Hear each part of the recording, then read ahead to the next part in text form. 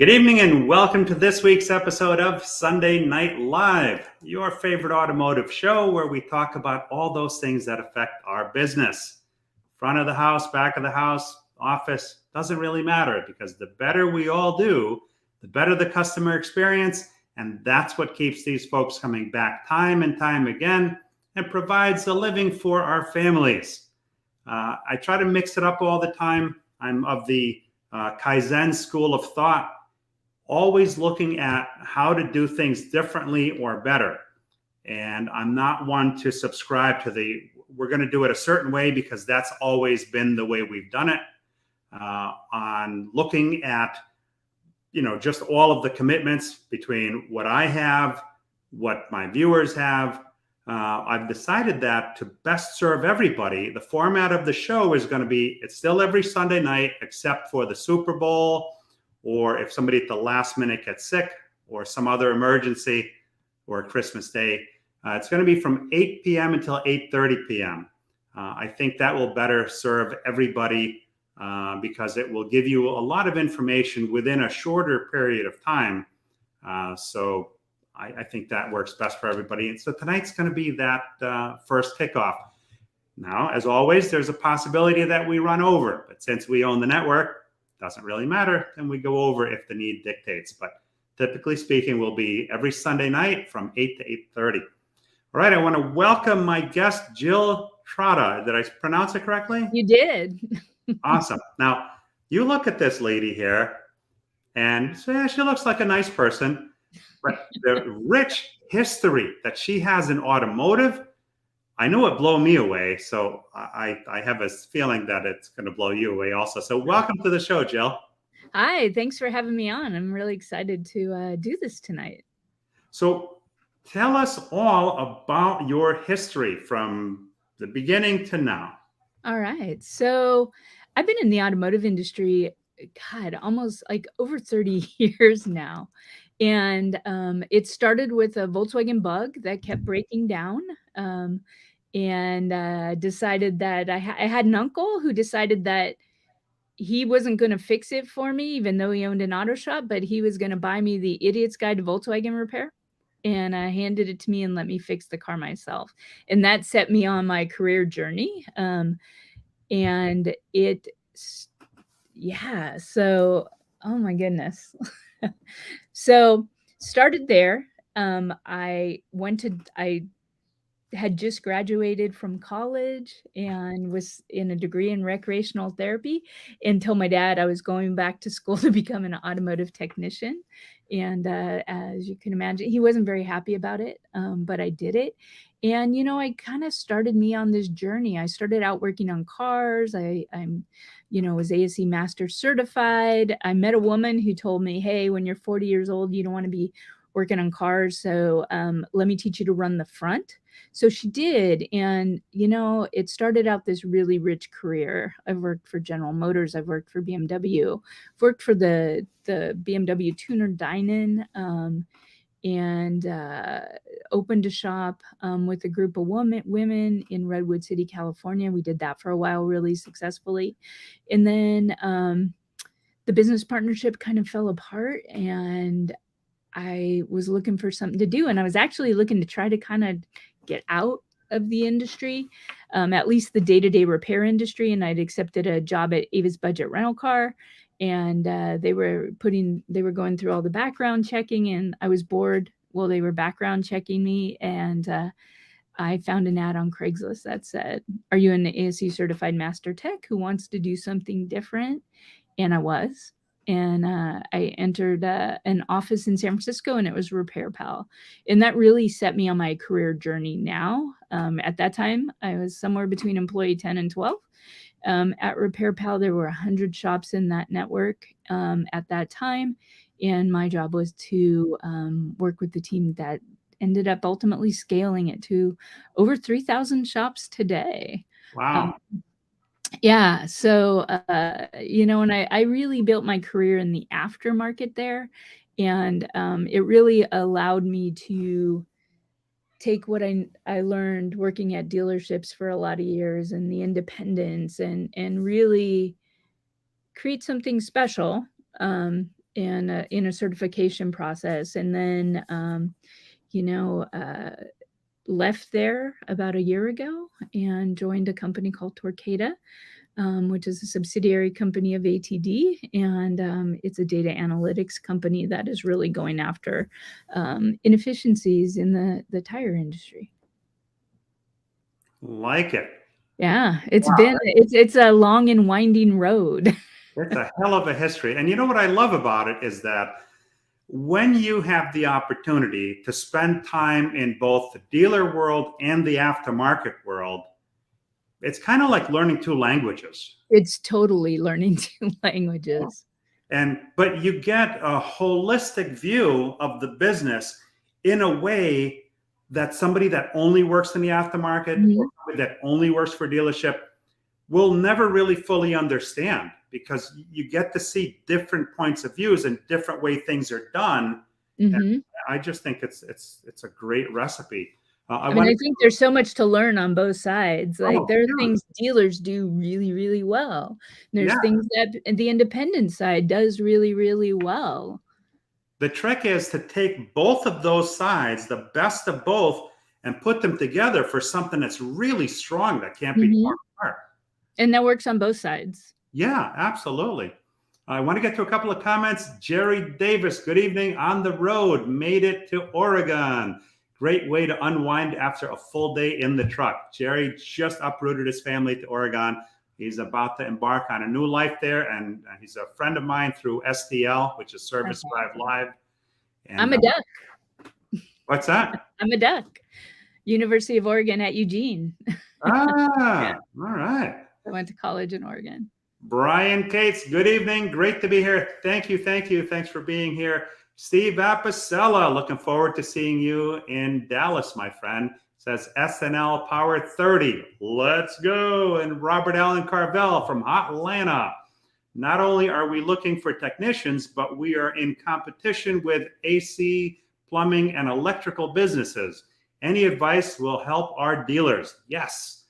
Justin McCartney, good evening. And Eric Howigi, good evening, everyone. Ready to hear great information, always delivered on SNL. Excited for this show. All right, welcome. So it's everybody's problem. We know it. Let's just dig right in, and I'll kick the ball onto the field first, making a statement here. And when I say to people out there, when you think of who's the end user, the ultimate end user, what comes to mind? Which person in the ecosystem, if you will, the dealer, an employee, a customer, who do you see as the ultimate end user in the struggle? And Lisa Sav, sorry if I pronounce your name improperly. Suave. What, Suave? Yes. Okay.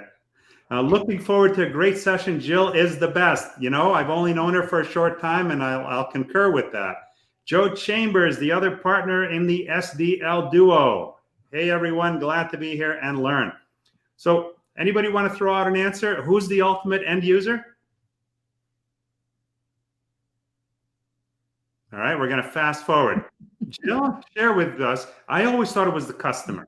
Yeah. And most people think it's the customer. In my opinion, the ultimate end user of everything that we do in this industry, basically from parts to the services that we do to surround it, it's the technician. The technician is the one who's installing it. The technician is the one that if a part doesn't arrive on time, or if it's the wrong part, or if things are moving slower, the information's not available, they're the ones that are ultimately affected. And oftentimes, because of the different ways that it's paid, their pay can be affected by those things as well.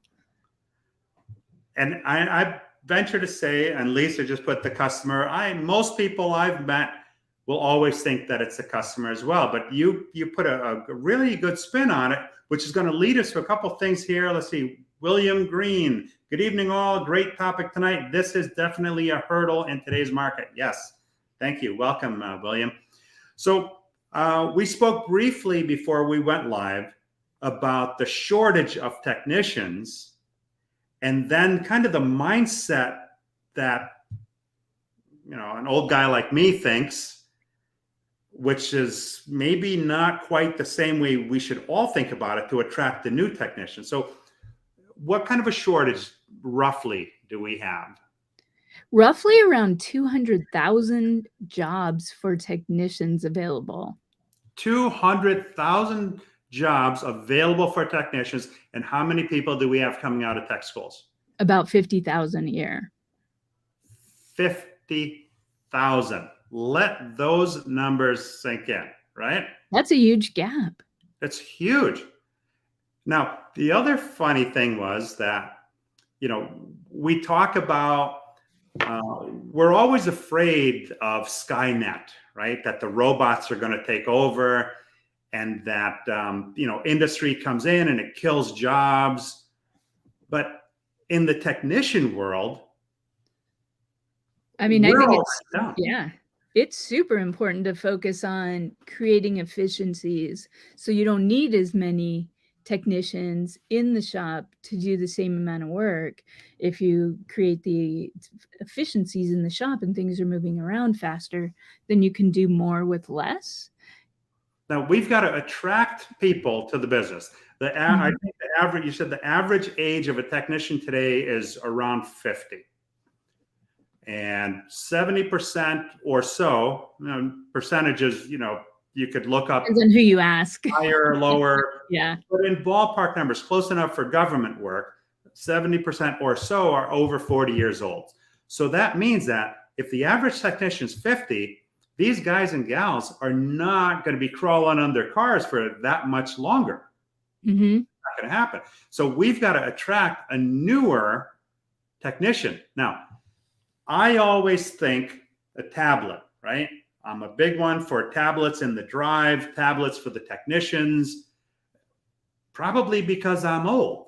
But a young technician that's a teenager or early 20s, what are they looking for? Phone. Their phone.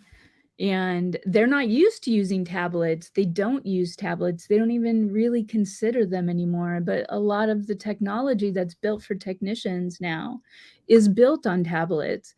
And my opinion is that we need to move to phones and to the technology that the people that we are trying to attract are attracted to. So they use their phones. They don't use a tablet. And, I have been consulting for this company called SciTech, and SciTech has a really cool tool for technicians that's on their phone, delivers the information very quickly to their phone. And in talking to people about it, and their concern is that it's not available on the tablet, it is available on the tablet, but that it's not optimized for the tablet. It's optimized for the phone. The reason for that is because the people who you want to attract into the industry are going to be using their phones. And, it's a simple thing like that. But when you're touring the shop with younger technicians, or people who may be interested in becoming technicians, they're going to be looking around at what they're going to be using. And if they can't relate to that, then we're at risk of them not following through and actually pursuing it as a career. Yeah, I mean, you've got to make it sexy for them to make them interested in it. Yeah. And I was speaking at a conference earlier in the year, and it was about disruptive technologies in the automotive industry. And there was a gentleman there, Victor, who owns a company called RoboTire. And RoboTire is a tire changing robot. Like, this robot takes it off and puts the tires back on. So, that's replacing a tire changer in the shop. And I don't know how many of you guys have changed tires. I know that we had spoken. It's not a fun job. It's dirty. It's heavy. I hated it. Yeah, it's a terrible job. And that is the entry point into our industry for a lot of technicians, is through tires, because you can be easily trained and be productive there. But if we're trying to attract a younger generation, is it really like this is the job, or is the cool job to become the technician that runs the tire changing robot? I think it's I think I would want to be the person that runs the tire changing robot, not the person that, yeah. Especially in, there's nothing worse than being in the tire world in the dead of winter when it's snowing, because everybody always waits till it's too late and they come in and you just get soaked with freezing cold snow and wet. Horrible. But you're right. The job of the operator of the robot, that's a whole lot more interesting to somebody coming in than having to haul the tire off the car and put it on the machine. Yeah. Now, we also need to, we're used to, as an old guy like me, the long hours, the bell to bell, right? Mm-hmm. So we just talked about attracting the younger technicians by offering them the tooling that they're more comfortable with, the phone. So that gives them a little bit more interest in it. Yep. But also the hours, right? The schedules have. And the schedules, like everybody's working from home now. Everybody has all this flexibility. Well, not everybody, but in general, this is kind of the way that the world has gone since 2020, right? But in a shop, the shop operates from, say, 7 to 5, and they have to be there from, during those hours, and there's not a lot of flexibility. When I worked at dealerships as a service advisor, I didn't even want to leave to go get my teeth worked on just because that was hard. And I think rethinking how the hours of operation, how we're operating, and can you build in some flexibility into their day? Is that possible? I think there's a lot of ways out there that it is possible, but it does kind of mean you have to flip your business model up on its head and really kind of think outside the box about how to do that, because you have people who need their cars back. Right. Well, split shifts for one. Mm-hmm. Right. If we know who's coming into the stores when they're coming in, because we're kind of dictating that. We know historically over time when the walk-ins without appointments show up. We know all this. So if we kind of build our schedules around that and offer some flexibility, it's going to take work on the dealer's part, or the repair shop's part. But what choice do we really have? Right. Yeah.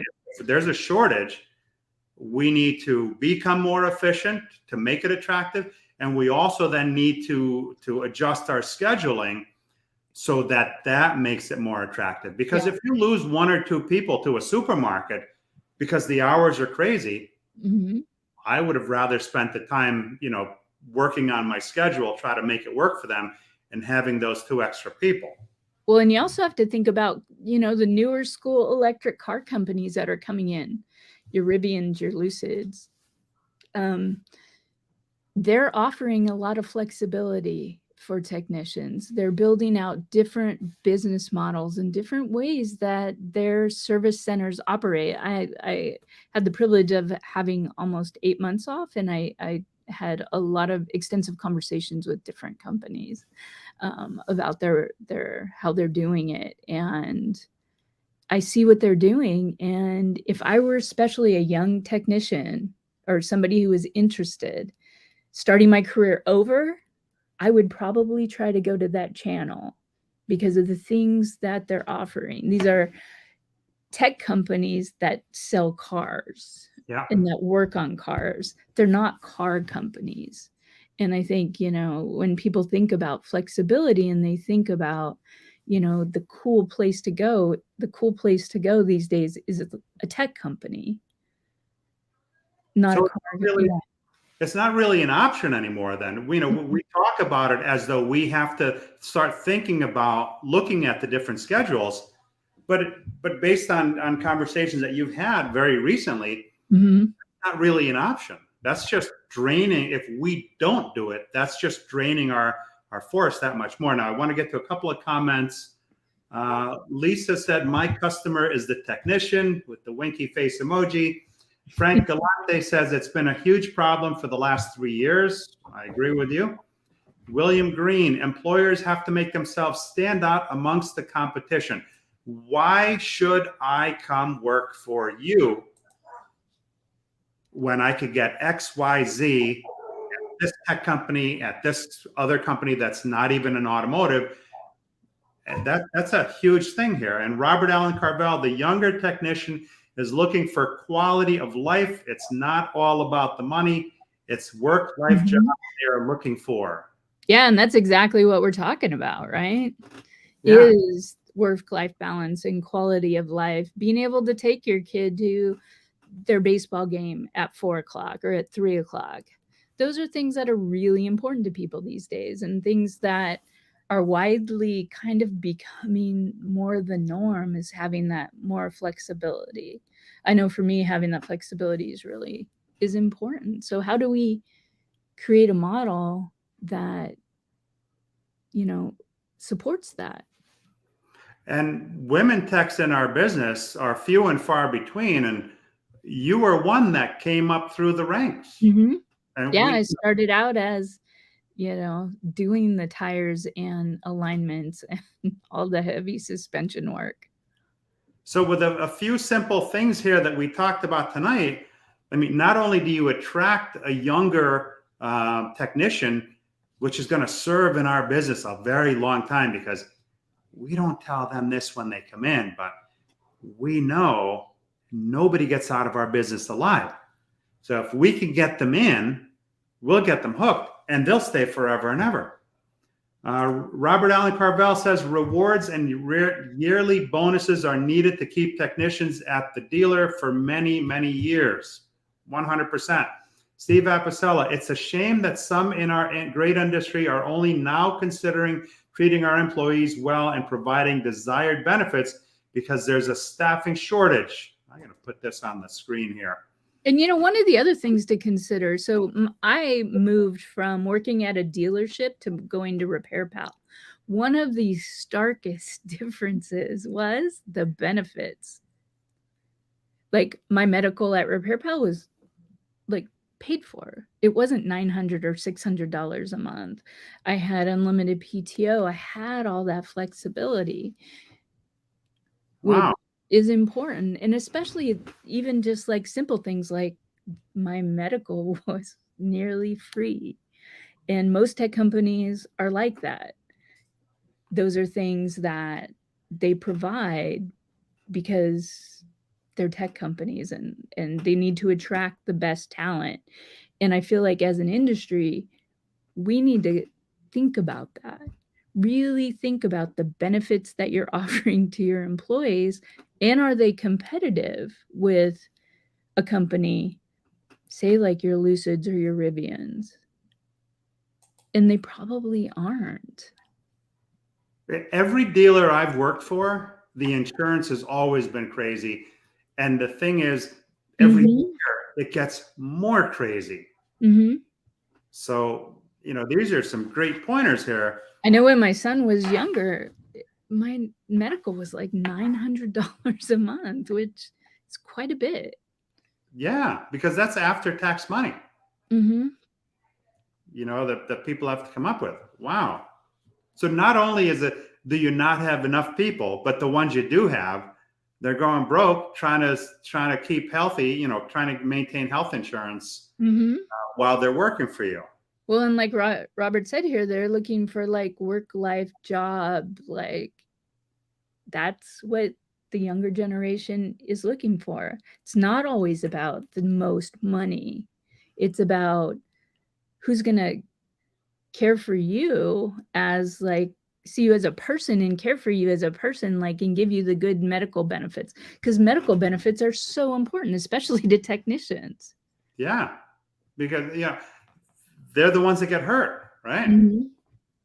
Now, you have an arrangement with, you're a supporter of TechForce. Yeah, I'm a TechForce ambassador.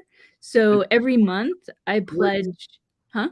Tech Stuff does great stuff. Tell us a little bit about, kind of the yin and yang between us needing technicians, the shortage, and how TechForce fits that whole model. Yeah, so TechForce is a really great nonprofit that works with both dealers and independent auto retailers, and they work in some other industries as well. And they're really focused on creating a healthy pipeline of youth that is interested in becoming technicians. So really filling out a robust pool of interested students and supporting them through their education so that they actually make it into the industry. They help with scholarships, Mhm. training. Anybody can sign up for a free TechForce account. Yeah. TechForce.org. Sign up for your free account to kind of poke around there and learn what's going on with TechForce. Yeah. I forget the exact number, 14 or 15,000. I forget what the number is of technicians in that community. Now, it's not serviceable. It's not searchable from a harvest standpoint. So Mhm. don't think you're going to go in there and harvest people, because you're not. But go in there, see what it's about. They offer training courses, modules, things like that. They're non-certification, but they're educational. Yeah. Right? Everything doesn't have to be a certification in order to learn how to do something. You're already getting that kind of training from your OEMs, from your dealers, from your repair shops. You're getting that training. This is to supplement what you're already getting. This may help you in better understanding some of the training that your technicians are getting now, so that they're more well-rounded in their business. But as with any nonprofit, hence the name nonprofit, they rely on supporters in the community. Yeah. Supporters like you, supporters like me, supporters like dealerships, and other businesses that contribute to keep this going. Because look, they help dealers and repair shops to get technicians insofar as with scholarships and all of the good things they do. We need to help them for them to be able to help us. Does that make sense? Mhm. Absolutely. And I know just, from talking to Jennifer and Dana and being in the same community that they struggle to get the donations. They struggle to get the big donors, of the big companies. But it all points back to the ultimate end user of all of our efforts is, in my opinion, the technician. Yeah, no, So we need to support at that end of and make sure that we have a healthy pool of technicians to be able to push the industry forward. it's like farming, right? If you don't plant the seed and you don't fertilize, Mhm. nothing grows. Mhm. Hey, I was telling you before, so sometimes people come through as LinkedIn users. So There I it don't is. know who this is. It says, sorry, I'm late. Great to have an expert like Jill on your show. It could be Mike Vogel. It could be Lamont. It could be somebody else. Not sure. LinkedIn user, please identify yourself. They sound like an episode of Star Trek. That's funny. Shuttle, please identify yourself. So yeah, so I hope this gives everybody a little bit of an idea. I just want to play a short clip because it's all about, mindset, right? How we have to approach. That's Joe Clementi. All right. You know what? On my phone, it comes through as Joe Clementi Mike Vogel. and Mike Vogel. That's so funny.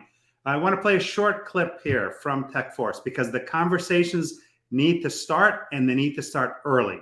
Mhm. You know me. I'm just a younger version of you. I like to tear stuff apart so I can put it back together. My hands are my best tools. I learn with my hands. I work with them. I think with them. We know how to make things go. So what would you tell me if I was the younger you? Would you tell me to stop fidgeting? Sit at my desk and try to be like everybody else? Or that there's only one road to success? Or should I keep driving like you did, fixing stuff and figuring out how to keep the world moving? Help me show the world that there's a profession right here in my hands. Helped me build my life and my career the way I'm wired to work. For us, this is how we work, and you can lay that across to you. It's how we are, wired for success. If we stand together, stand for those of us who love working with our hands, we'll not only champion tomorrow's workforce of technicians, but we just may change the way everyone thinks about technical careers. You figured out how to be you. Now help me be me.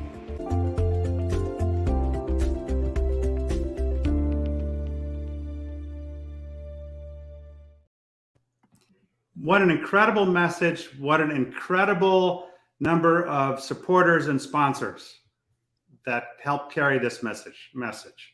Wow. So Jill, thank you. Yeah, thanks for having me on. It was a good time. This has been awesome.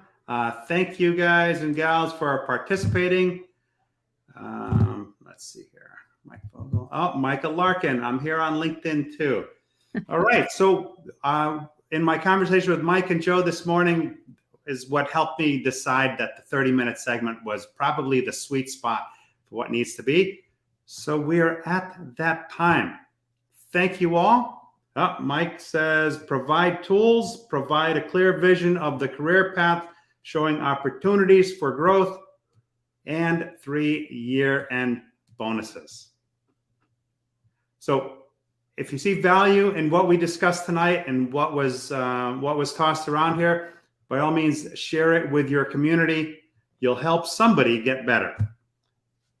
And he says, above from Mike Vogel. Yes.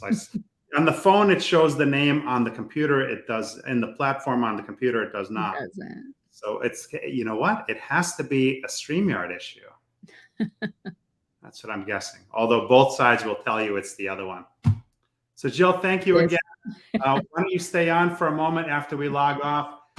I wish everybody a safe and successful next week, and we'll see you next week on Sunday Night Live. Thanks for watching. Thanks, everyone.